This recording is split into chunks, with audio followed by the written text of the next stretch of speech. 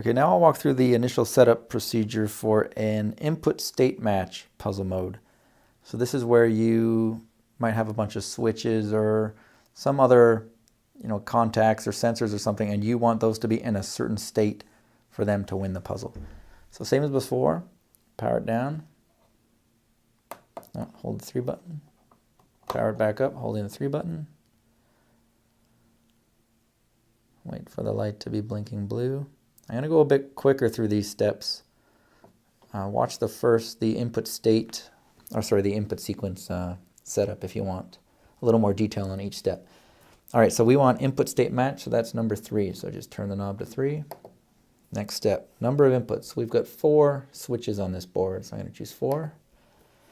Output 1 mode. We've got a mag lock with emergency stop in this setup, so that will be number 2. We also want the room to unlock when they fail. When the puzzle, like if they fail the puzzle after, say, a certain time or something. So number 2. Auto reset timer. We want a manual reset.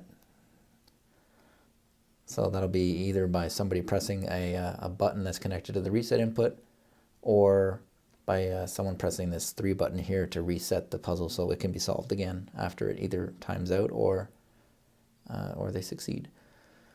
All right, so option 1, game timer. We will use a game timer on this one, so let's set that to 10 minutes. So that's going to be 7. All right, so this particular mode, we have the green light blinking, so it's got one other question for us. As of the time of this video, there's only one option. So moving this knob back and forth doesn't actually move the cursor, the blinking cursor there. But the first option is called Use Submit Button. So you could technically have one of the inputs used for a button. So they could have, say, 7 toggle switches and then a submit button where they would have to set the toggle switches to positions that they thought were the solution and then hit the button. Doing that allows you to limit the number of tries. So then you could say they have 5 tries, 10 tries, 15 tries, whatever. And once they run out of tries, the puzzle would fail.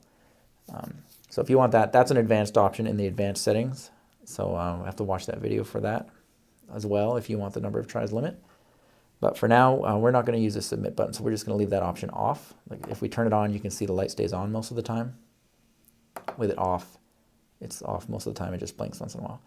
So we'll hit 3, and that is the end of the setup for this particular mode. So now what we'll do is just set the state. So in this case, we'll say I want inputs 1 and 3 to be on. You hit record. The light just flashes and acknowledges, okay, that is the winning state. Now, if I was to hit the reset button and turn on inputs 1 and 3, congratulations, the door is now unlocked. That's it. You're all set. So now with this feature, Find and turn the 4 keys to unlock the door. We've got the game timer enabled. So after 10 minutes,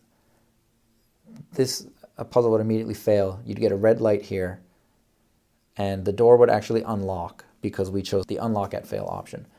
So that would just, say that it's time to get out of the room. You had your chance, but you guys didn't make it, so time to get out.